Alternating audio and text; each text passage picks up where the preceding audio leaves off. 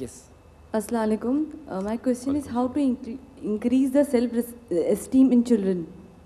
Okay, good question. By the way, self-esteem, the way self-esteem is brought into us is that it's our environment that either determines where we have a low self-esteem or a high self-esteem. And that is why, again, I take back the example of slavery, because slavery, it was a systematic way of convincing the slave that he or she is nothing but a slave. And for this, they employed all psychological tricks to convince the person that they are absolutely no good, and the fact that they are slaves, that is their destiny, and they should be accepting of their destiny. So what did they do? Now listen to this. They would go into public humiliation, so that black people would be gathered, and they will be taken all naked they will just be paraded naked in the streets. Now that's very disrespectful. But the idea is we are going to absolutely leave you with not even an iota of self-respect. So we're going to make you naked in front of every Joe and Mo. And then they would say, for a whole month, you're not supposed to take a shower. So you are now so filthy, so dirty, so unclean that you hate yourself. Not only that, but you also hate the people who are like you. Because now every black man is not taken. So you don't want to be with your own, because they're being deprived of that, your God-given right to clean yourself. And the idea is, we're going to do this to you. In addition to it was public humiliation. We're going to call you names. We are going to call you a nigger. We're going to call you a big, huge man. It's called boy. You boy, you do this, boy. You have young kids looking into a big old man, say, boy, come here. Boy, you do this. So I'm going to use derogatory terms, and I will use them publicly in order to crush your spirit. Sometimes, as parents, and sometimes as cultures, we are guilty of this. We crush the spirits of our youngsters. We call them names. We tell them they're not capable of doing this. They're not capable of doing that. That they have no opinion to voice. That we're going to make decisions for them.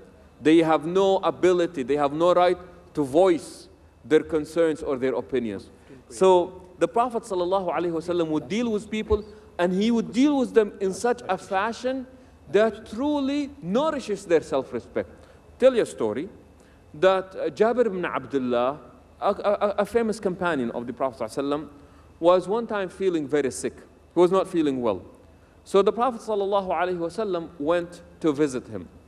Now, until here, the story is it's a very ordinary story. It's okay, so somebody got sick and the Prophet is going to visit him. But what makes it an extraordinary story is this, that the Prophet ﷺ was 57 years old and Jabir ibn Abdullah was 16 years old. So what happens is that you have a 57-year-old man going to visit a 16-year-old young boy. Now why is this? The Prophet ﷺ say that is part of self-respect. Fatima would walk in, the Prophet ﷺ would get up and he would have her sit there. See, brothers and sisters, they say that children attention pay to what you do, not what you say. Children attention pay to what you do, not what you say. So they see how you treat them. They don't hear what you're saying, but they see it. They see what is going on. You know, sometimes we lie and we expect our children not to lie. Somebody made a phone call and the son picked up the phone and the father said, who is it? And the son said, it's so and so. And the father said, tell him I'm not here, I am not here. So the son doesn't know anything. He said, my father is here, but he told me to tell you that he is not here. Okay? And he hung up the phone. So the father came to him and slapped him on the face. He said, you idiot, you are making me look very bad. He said, this will teach you a lesson. And indeed, a lesson was taught. So the next time the phone rang, the kid picked up the phone. And it was the father's friend. And he said, is your father? And the father is not listening to what's going on, and the kid hangs up the phone. So he comes back to the father and said, the father said, who was on the phone? And he said, it was so-and-so friend of yours, another friend. He said, but daddy, don't worry about it. I took care of it. I told him that you're not here. Okay? So what happens is that many times it is the information that we convey to people. It's what we tell our children. So how do you nourish them? Respect them. Really, really respect them. Have them. It's okay to voice their opinion. Sometimes it's okay to voice their objection.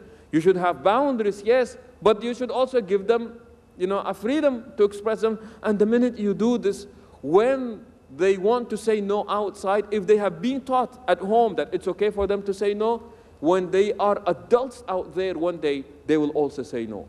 But if at home they were told that they absolutely have no right to say no, when they go out there, they will also be the complacent people that we were breeding.